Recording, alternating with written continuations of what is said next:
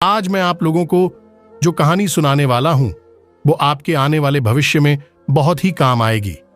चलिए इस वीडियो को शुरू करते हैं। स्वागत है आप सभी का हमारे YouTube चैनल सन इंस्पायर्ड। ये बात उन दिनों की है जब बुद्धा मरवन में अपना समय व्यतीत कर रहे थे। इस समय तक बुद्धि की प्रसिद्धि दूर दूर तक फैल चुकी थी। बहुत दूर दूर से लोग अपनी चिंताओं और परेशानियों का समाधान खोजने के पास आते थे।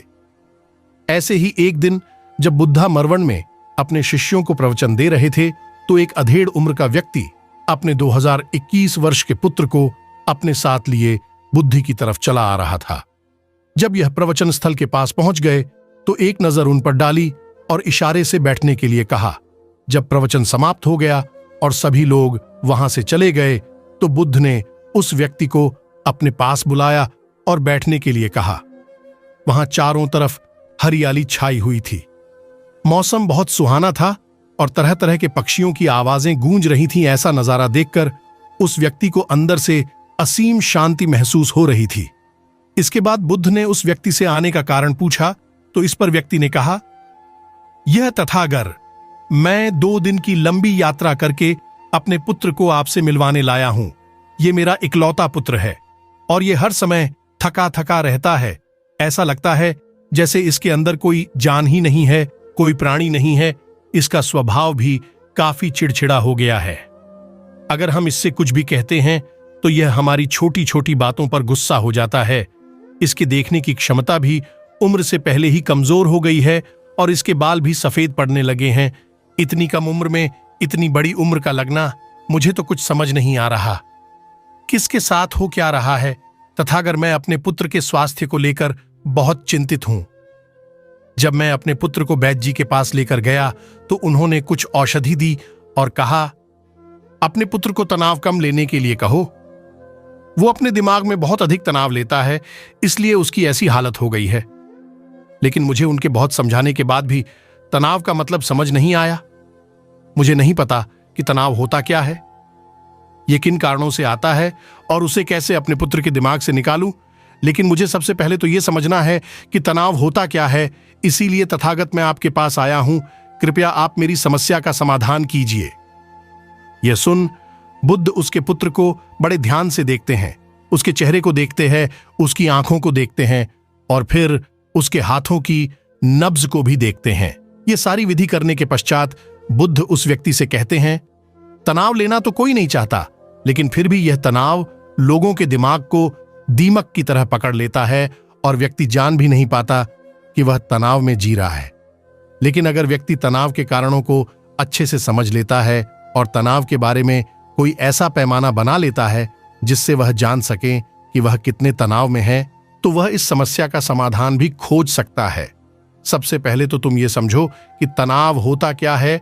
जब भी कोई व्यक्ति कोई काम कर रहा होता है लेकिन उसका मन कहीं दूर भटक रहा होता है, कल्पनाओं में होता है, तो उसके शरीर और मन के बीच एक दूरी पैदा हो जाती है।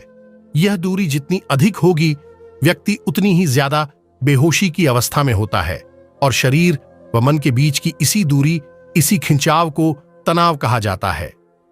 आखिर कोई पसंदीदा खेल खेलने के बाद व्यक्ति चुस्ती और प्रसन्नता से क्यों भर जाता है, जबकि उसने तो अपने शरीर को थकाया है।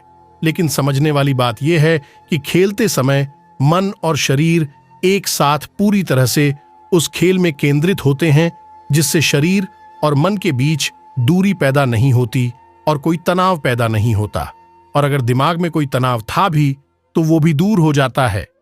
लेकिन इसके विपरीत जब हम कोई ऐसा काम करते हैं जो हमें पसंद नहीं है, तो हमारा ससुर तो उस काम को कर रहा होता है, लेकिन हमारा मन कहीं दूर कल्पनाओं में भटक रहा होता है, जिससे शरीर और मन के बीच एक दूरी पैदा हो गई और तनाव ने जन्म ले लिया। इसीलिए व्यक्ति को एक समय पर सिर्फ एक ही काम करना चाहिए और अपने तन और मन की सारी शक्ति उसी एक काम पर लगा देनी चाहिए, जिससे व्यक्ति के अंदर तनाव पैदा ही ना हो।